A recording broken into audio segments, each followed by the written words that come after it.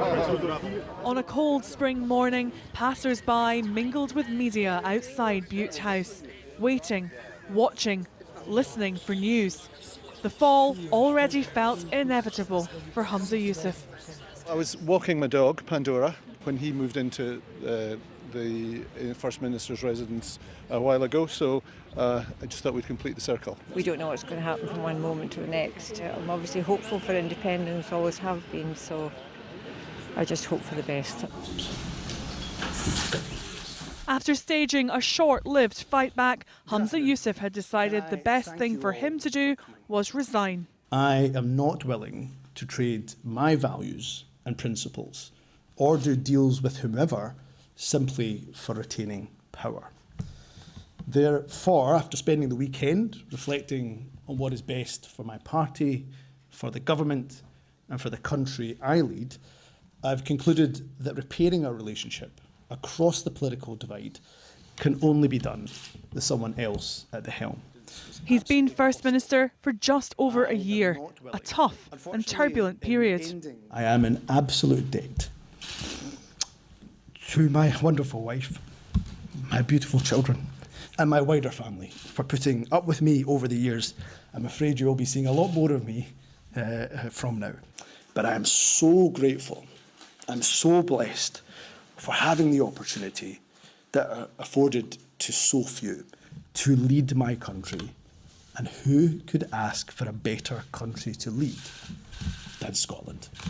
Thank you very much. First Minister, you made a fatal miscalculation. Have you left the party in a worse state than you found it? What's your biggest regret? The answer to that may be the sudden manner in which he decided to sack the Scottish Greens from government last week. A strategy aimed at strengthening his leadership spiralled into a situation where their furious response left him vulnerable in 2 confidence votes expected later this week. It's not just a failure in the last couple of weeks or days that we were voting against in terms of our proposals. It's his failures as Justice Secretary, as Transport Secretary, as Health Secretary, and for the last year as First Minister. Humza Yousaf broke ground as the first Scottish Asian First Minister, but his short tenure as Nicola Sturgeon's continuity candidate has been difficult. He barely had his feet under the desk when the tents went up on Nicola Sturgeon's lawn as part of a police investigation into SNP party finances. You're a man and I'm a woman. That's your opinion. He became embroiled in a legal battle with the UK government over pushing for changes to gender laws. First Minister, is it unforgivable what you're doing on climate change? And just a fortnight ago, he ditched a key climate change target after being told it was unachievable. He'll stay as First Minister until a successor can be found, and talk has immediately turned to who'll take over. Kate Forbes, a former Finance Secretary, only narrowly lost to Humza Yousaf in a leadership race last year. But she would lead a minority government, and her socially conservative views on issues such as same-sex marriage could prove a hard sell for the Scottish Greens. If they do want Scottish Green votes, they need to remember that we are a progressive party. We believe in urgent action for the climate and nature emergency. We believe in equalities and human rights. So if they want our votes, they would have to take that into consideration on each piece of legislation. Another name in the frame is John Swinney, who led the SNP 20 years ago and hasn't ruled out running. I've been somewhat overwhelmed by the requests that have been made of me to do that, with many messages from many colleagues across the party. So I'm giving that issue very active consideration, and it's likely I'll have more to say about that in the days to come. Things have unravelled at breakneck speed. The SNP bids goodbye to Humza Yousaf and waves hello to its second leadership crisis in 18 months. Well, with me here in Edinburgh, the Deputy First Minister of Scotland, Shona Robertson. I'm also joined by Ash Regan, who left the SNP after losing to Humza Yousaf in last year's leadership race and is now an MSP for the pro-independence Alliper Party. And down the line from Glasgow is the SNP MSP Fergus Ewing, who's a former Scottish Cabinet Minister. Fergus Ewing, let me begin with you. You've been very quick out of the blocks and have been talking up Kate Forbes as the next First Minister. Why do you think she's the answer, given all the controversy and the loss last time round? Because I think it's time for a real change. And John does represent more of the same, the continuity candidate, closely associated with all the decisions, policy and otherwise, that frankly have cost the SNP a by-election, seats, plummeting support, tens of thousands of lost members, and above all, the loss of trust and confidence. Kate has guaranteed, really, and offers an entirely fresh approach where she will concentrate on competent management, on the things that really matter to the people of Scotland. And I think her strength of character will actually be able to unite parties in the sense that they can work together maturely, as has happened when Alex Salmond had a minority administration with only 47 seats, and we have 63. You say she can unite. Isn't she the most divisive candidate, in truth? I mean, the Greens are not saying it openly that they won't work with her, but they are saying whoever the First Minister is has to bear in mind that they are a progressive party and they have socially liberal values. Kate Forbes is a social conservative. She came out and said she wouldn't have voted for equal marriage for gay people had it been her choice, and that caused a lot of controversy. I mean, the fact is she wouldn't get the Green support. Well, there's 129 MSPs, and running a minority administration, you don't require the support of every grouping. You only require to win in a budget a motion of no confidence. And I very much doubt the Conservatives and Liberals really relish a special election at the moment. And therefore, I think there's an element of bluff going on. But you see, John Swinney said that he's been overwhelmed by messages from the party. I've been overwhelmed by messages from people in the party and the members of the public that support Kate Forbes. And that's across the board. It's not only in rural and business, where we've massively lost trust and confidence, but it's across the generality of people. They really want a change. They don't want more of the same. After all, that continuity candidate, and that was Humza, and he did his best, but it wasn't good enough. Okay. And the SNP's fortunes have been plummeting ever since. Fergus Ewing, thank you very much indeed. Ash Regan, was Humza Yousaf still trying to save his skin this morning? Were you speaking to him? Humza Yousaf wrote to all the leaders of the Holyrood parties a few days ago. He invited us all to have talks. I responded to that, and I was waiting to set up a meeting. We had a very brief chat this morning where I reiterated that my very moderate offer was on the table, but we were not able to reach a deal. So he didn't have to go in terms of the arithmetic?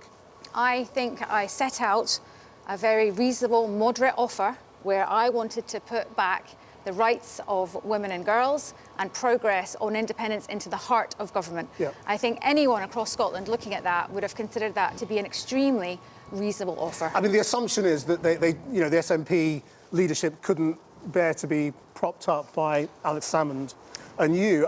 But I wonder whether you feel that Alex Salmond has become a problem for you as the only MSP in that parliament from Alapa, because it's him that they really react against, not you. Well, I was leading the negotiations, obviously, as I am the Holyrood leader. But I would say that there was an opportunity here for the SNP, a nationalist First Minister, let us not forget, to put independence at the heart of his government. I think it's extremely telling that the SNP and the forces around Humza have decided to let him resign in order to let the Green Party run the show. Right, OK. Ash Regan, thank you very much indeed. Shona Robertson, you're the Deputy First Minister. This is a mess. I mean, do you owe an apology to the people who are now getting their third First Minister in 3 years? So it's been a difficult day, and I thought Humza Yousaf's speech and statement today was very dignified, and I think he took responsibility. He didn't say sorry to the people, though, did he? Well, I think he absolutely acknowledged that he had misjudged the reaction of the Green Party to the end of the Butte House Agreement, and actually I agree that the agreement had to come to an end, but it was the way it was done, and that has caused the upset that has led to the ultimate sacrifice today. Total self-inflicted screw-up. So I mean, he's the mark of the man is he's taken that on the chin and he's paid the ultimate price. Yeah. Although, so is there now an establishment stitch-up in the SNP to shoehorn John Swinney in unopposed? No, there is not, and it will be the party, the SNP, who will decide who the next leader is and who our candidate for First Minister to put to Parliament will be. And of course, the candidate has to be someone, well, first of all, who can unite the party, but thereon get a majority within Parliament to become First Minister. So it has to be someone who is able to reach out to others within the Parliament to be able to win that vote. I mean, you heard Fergus Ewing. I mean, your party's not really unitable on some of these issues, is it?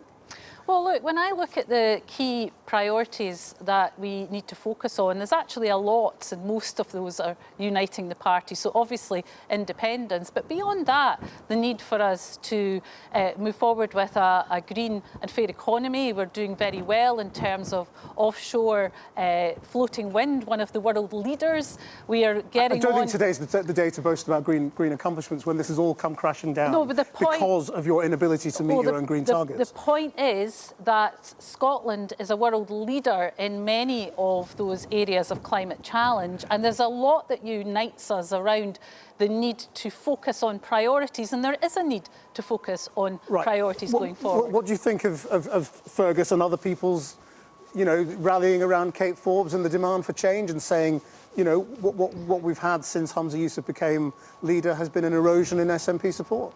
I mean, Labour's almost neck and neck with you on one poll for the Westminster election now. Well, I think given we have been in power for 17 years, actually our standing in the polls, despite all of that, is still considerable. But we have work to do to rebuild the trust of people that we have lost. Could you work for Kate Forbes? Well, Could you be her deputy? I will work with whoever the party decides is the leader, but it is then up to Parliament to agree a First Minister, and whoever becomes First Minister has to get the majority of Parliament. Do you think Kate Forbes could get the majority of Parliament, given the Greens have said what they've said about their social progressive values? Well, I think that would be for... This is the crunch of it, isn't it? Because, as to whether she is workable. Well, this would be for Parliament to decide in terms of whether a consensus could be built enough around a candidate for First Minister. What we need is some stability, and I think the public would expect us to move forward with their priorities and for Parliament to get on with the very important things. For example, legislation coming forward on the post office to right the wrong for sub-postmasters and mistresses. We're not there right now because you're in political chaos and we've got to work out who's going to be the next First Minister. Few weeks, though, and it's important the public see us working together across Are you prepared to compromise on some of the issues that we heard Ash Regan talking about and that we know that Kate Forbes cares about as well? Well, the Parliament needs to, across the opposition and government, agree on the areas that we can work on a day-to-day basis. We won't agree on everything, and there'll be areas of division amongst the parties. So it's up to us to find areas where we can agree. But on your position on gender recognition, no change, basically? Well, look, I think we need to try and move beyond some of the areas that have provided discord and division to areas, to find those areas where we can agree. Now, those areas exist and we need to find them. And actually, I would like the new leader and the new First Minister to try and reset the tone a bit in Parliament because it has become too divisive. And I think that needs to change across the board. But that's a two-way street. It can't just be the government that leads that. The opposition also have to not oppose for opposition's sake. Shona Robertson, Ash Regan, Fergus Ewing, thank you very much indeed.